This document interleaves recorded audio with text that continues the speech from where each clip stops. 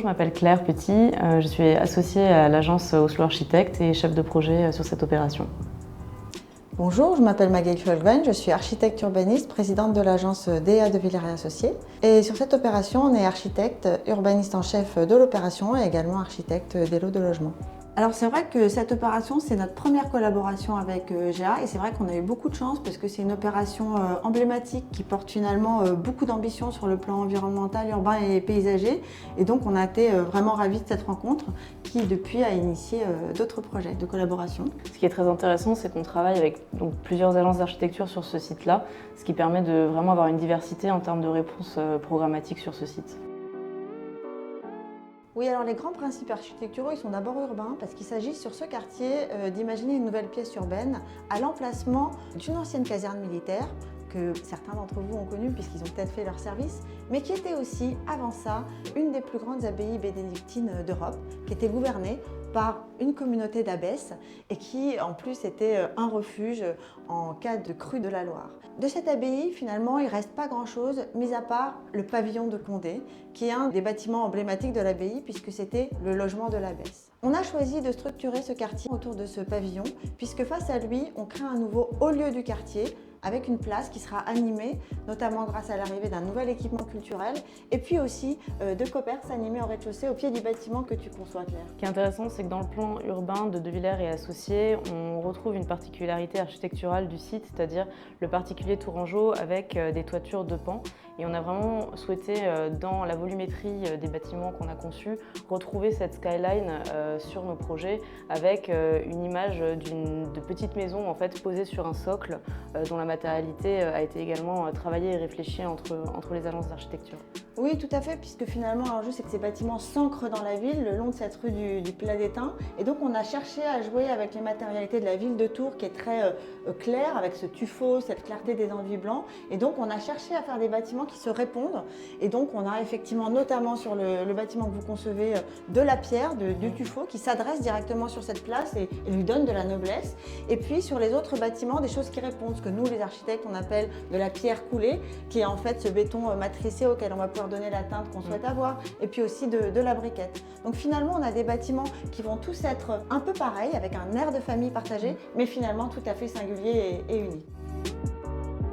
Alors, ce projet, effectivement, il s'inscrit dans une histoire singulière, il fait référence à un tissu urbain singulier, au particulier tourangeau.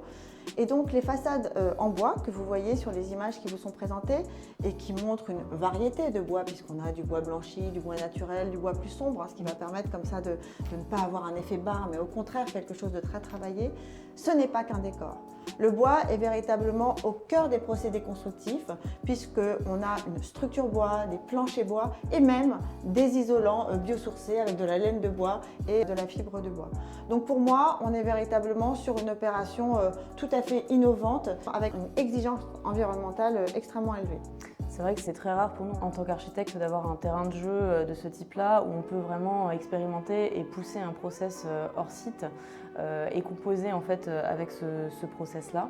Nous, on a à cœur en fait, d'avoir un vrai souci du détail, notamment dans le traitement des ébrasements qu'on va retrouver en fait, sur ces murs à ossature bois, également au niveau des garde-corps, parce qu'on va réinterpréter en fait, ce qu'on peut retrouver dans l'habitat à Tours avec des garde-corps en ferronnerie très travaillés. Donc nous, on va réinterpréter ces éléments-là architecturaux pour apporter un côté précieux à la façade et à l'esthétisme du bâtiment. Alors c'est vrai qu'on a déjà dit à plusieurs reprises à quel point ce projet était très ambitieux et je crois que c'est quand on parle de l'intérieur des logements qu'on se rend compte du niveau d'ambition. En fait, ce qu'il faut comprendre, c'est qu'au XXIe siècle, on ne peut plus penser l'architecture comme on l'a fait ces 30 dernières années. Les enjeux auxquels on est confronté, au-delà d'être des enjeux environnementaux où il faut construire en bas carbone, c'est des enjeux d'adaptation climatique. Comment est-ce qu'on imagine aujourd'hui la construction de logements en période de canicule ?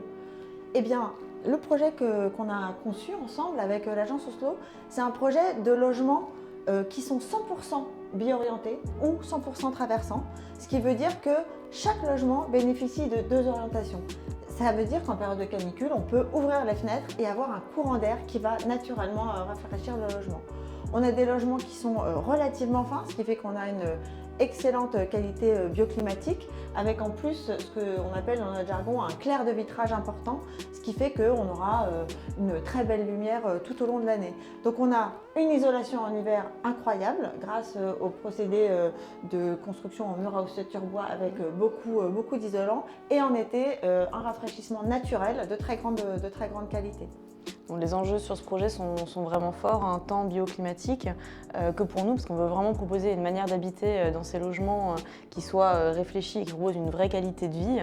On a une possibilité d'avoir des logements modulaires, c'est-à-dire qu'il n'y a pas d'éléments porteurs dans la structure de ces appartements. Donc on peut avoir des appartements qui s'adaptent en fait aux évolutions de la vie. On peut déplacer des cloisons selon des besoins, supprimer une chambre, agrandir son séjour pour vraiment proposer un logement différent.